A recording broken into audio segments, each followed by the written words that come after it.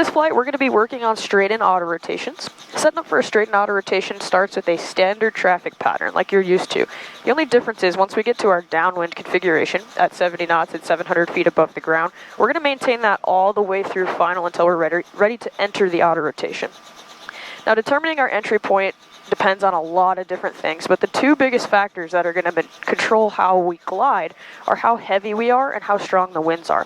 So if we're really, really, really heavy, the aircraft's going to sink faster and our glide isn't going to be very long. Likewise, if we have a really strong headwind and we enter an auto rotation, that headwind's going to act to push us away from the spot, make it really hard to get our glide to our target. On the other side, if we're really light, we might glide further because the aircraft's not going to sink as fast.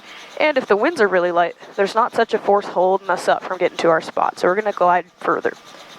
With all of that being said, at the end of the day, real world, we don't control when and if our engine cuts out. So we may need to manipulate our glide in order to get closer and closer to our spot.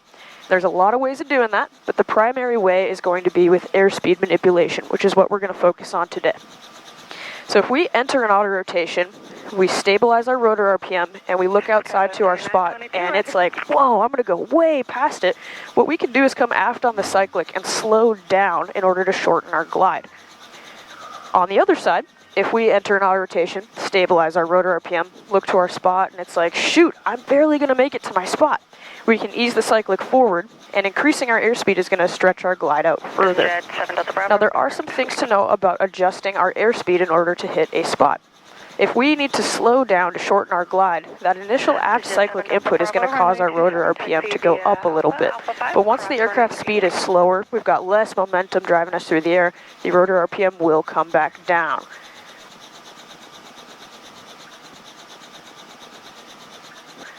On the other side, if we speed up, that initial forward cyclic input may cause our rotor RPM to decrease. However, once we've got that airspeed built up, more momentum, our rotor RPM may then increase. These rotor RPM changes aren't going to be drastic so long as we don't change our attitude rapidly. So if I really come aft on the cyclic really quickly, the rotor RPM may spike. Likewise, if I push the cyclic forward quickly because I'm freaking out, I really want to get to my spot, I'm going to be short, I gotta go, our rotor RPM may get very, very low, and then as it starts to build when we get speed, it may get too high. So we want to make all of these adjusting inputs very gently, but being aware that our RPM may change as we do so. In 3, 2, 1, auto rotation. So the collector's full down, throttle's off, attitude with cyclic, trim with the pedals. So what we're going to start with is just a regular old straight-in auto rotation, holding a 70-knot attitude the entire time. And what you're going to see with this is that the only thing I have going for me is my entry point. And like I said, real world, we can't control our entry point of an auto rotation, i.e. when our engine cuts out. Now while we're waiting on our clearance to do this first straight-in auto rotation, we're going to get our gauge checks out of the way. Center warning lights, RPMs are good, 123 engaged in the green and plenty of fuel. Helix 4, runway 27, clear for the option, wind 260, 11, 180 auto rotation proof, or straight in auto rotation proof. Runway 27, clear for the option, straight in auto rotation proof, Helix 4. So to start talking through the straight in auto rotation as we're turning around here to final, we're at 70 knots and 700 feet. Now we can think ahead just like we talked about before. How heavy are we? How strong are the winds? Right now it's just me in the aircraft, but I've got about full tanks of fuel. So we got a decent amount of weight in the bird right now. In terms of winds are sitting about 12 knots. So not super weak, but not super strong either. So these are all things that we can consider when we are getting ready to enter our auto rotation and determining where we want to actually execute the entry. Now, as we're getting a little bit closer here on final, I've got our aiming point in sight. It's going to be the 1,000 footers here, runway 27. When we are ready to enter the auto rotation, we're going to make sure we have the throttle over gripped, so our hand is underneath it just like so. We will say auto rotation in 3, 2, 1, auto rotation. Now on that second auto rotation, we're going to smoothly lower the collective all the way down, roll the throttle off, keep our attitude with the cyclic, and our trim with the pedals. Now because we're taking so much pitch out of the blades and starting a really rapid descent, our rotor RPM may initially increase. So after we've got our eyes outside, keeping our attitude, we'll come inside and check our rotor tach. If there is an RPM build, we'll raise the collective until that build is caught, lower half, and then proceed with our auto rotation scan, which is simply RPMs, attitude, spot. RPMs, attitude, spot. Lots of time spent on attitude. If our attitude doesn't change, our rotor RPM generally will not change. Alright, we're getting a little bit closer here to the runway. I can feel that wind holding me up. I feel a pretty slow ground speed right now, so I'm going to enter a little bit later than I typically might. We're at 70 knots, 700 feet. We're going to hold a 70 knot attitude the entire time and just betting on an entry point, right? Not manipulating airspeed yet. So straight in auto rotation in 3, 2, 1. Auto rotation. Collectives all the way down, throttles off. Attitude with cyclic, trim with the post. Initial RPM build, we're going to raise the collective till that's caught and lower half. Now our eyes are entirely outside. RPM's 98. Ease that cyclic forward to that 70 knot attitude. Termination checks, RPMs are at 100%, airspeed's at 70, and a spot made to slide or glide. About 100 feet here, we're going to initiate a little aft cyclic, starting to level the aircraft and continually work that into a flare. Rolling that throttle on, continually adding aft, aft, aft.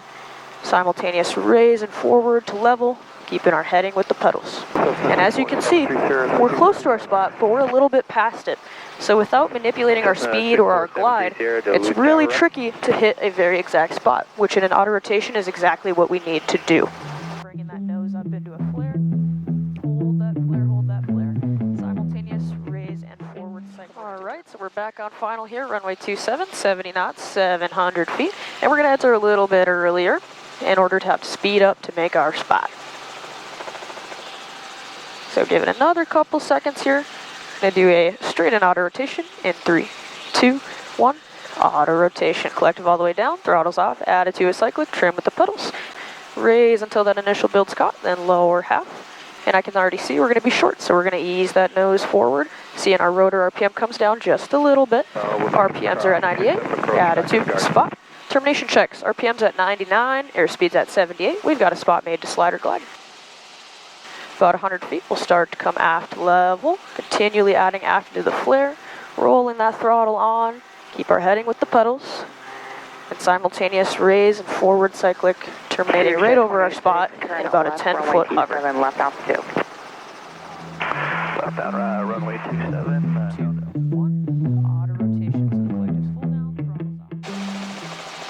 Alright, so we're on final here for 2-7 again, 70 knots at 700 feet, setting up for our straight in auto rotation.